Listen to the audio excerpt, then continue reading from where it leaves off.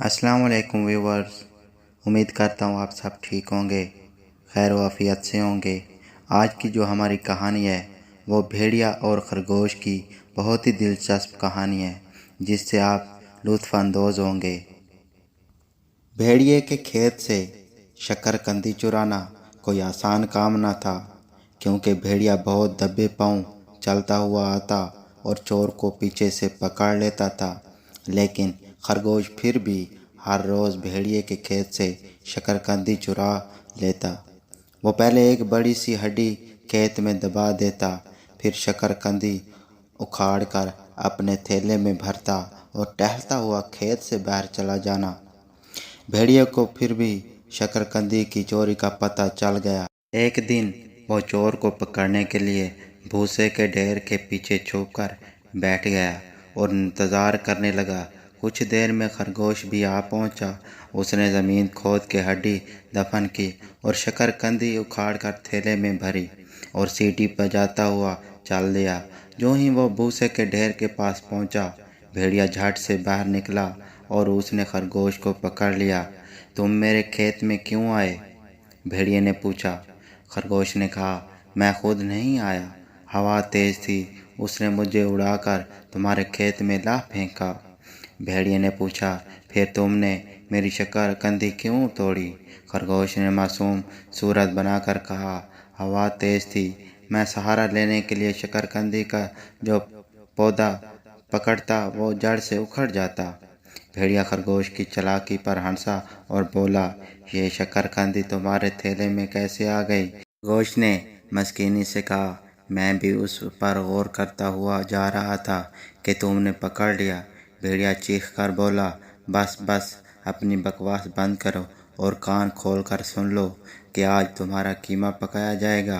खरगोश ने फौरन कहा, तुम भी कान खोल कर सुन लो कि मैं तुम्हें एक राज बताने वाला था जो अब कभी नहीं बताऊंगा। वो क्या भला? भेड़िए ने इश्तियाक से पूछा। खरगोश बोला, बिल्कुल नहीं बताऊंगा, बेशक तुम मेरा कीमा बनाओ या बोटियां उड़ा दो। अब भेड़िए का इश्तियाक बढ़ा। वो जितना पूछता खरगोश उतना ही इनकार करता रहा। आखिर खरगोश ने कहा, तुम ये समझते हो कि मैं इन शकरकंदियों की खातिर तुम्हारे खेत में आया था? ये बात बिल्कुल नहीं है भैया जी। तो फिर? भेड़िए ने पूछा। खरगोश ने कहा, मैं डायनासोर की हड्डियाँ लेने तुम्हारे खेत में आया था। मुझे मालूम हुआ था कि वो तुम्हारे खेत में दफन है। भेड़िए ने कहा, मैंने तो कभी डायनासोर का नाम नहीं सुना, पता नहीं तुमने ये क्या जिक्र ले बैठे। खरगोश हैरानी से कहा, अरे तो क्या तुम डायनासोर का नाम नहीं जानते? भैया, जवान हड्डियों को खा लेता है, वो अपने से सैकड़ों गुना ताकतवर जानवर को मार कर सकता है। भेड़िए के खरगोश की बातें का यकीन ना आया। खरगोश ने फिर कहा, ना मानो, तुम्हारी मर्जी, अगर मुझे मिल गई तो सबसे पहले तुम्हें मार गिराऊंगा, समझे? खरगोश ने लंबे लंबे सांस लिए और जल्दी से बोला, ओह ठहरना ज़रा, क्या तुम्हें भी कुछ खुशबू आई भैया? भेड़िए ने भी लंबे लंबे सांस लिए और करीब ही दफन की हुई हड्डियों की खुशबू आई जो सुबह खरगोश ने दफन की थी। वो दोनों जल्दी जल्दी ज़मीन खोदने लगे। खरगोश ने अपने थैले में सब गोंद की एक शीशी निकाली और फिर करीब ही दबी हुई एक बड़ी हड्डी सी निकाली और चुपके से उस पर गाढ़े गाढ़े गोंद की शीशी अंडेल दी और जल्दी से बोला, अरे ये रही, मैंने निकाल ली। भेड़िया बेसब्री से बोला, लाओ लाओ, कहाँ है, मुझे दो।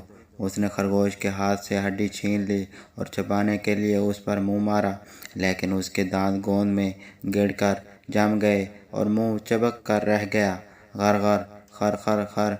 भेड़िए ने खरगोश को इमदाद के लिए पुकारा चाहा, लेकिन उसके मुंह से कुछ भी तो ना निकल सका।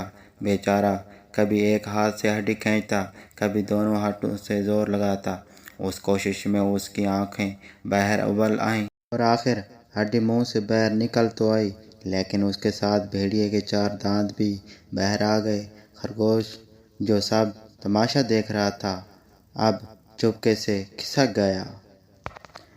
दोस्तों, अगर हमारी कहानी अच्छी लगी तो YouTube चैनल को सब्सक्राइब कर लें, आपका शुक्रिया होगा, थैंक यू, ताकि हमारी आने वाली नोटिफिकेशन سب سے پہلے آپ تک پہنچے۔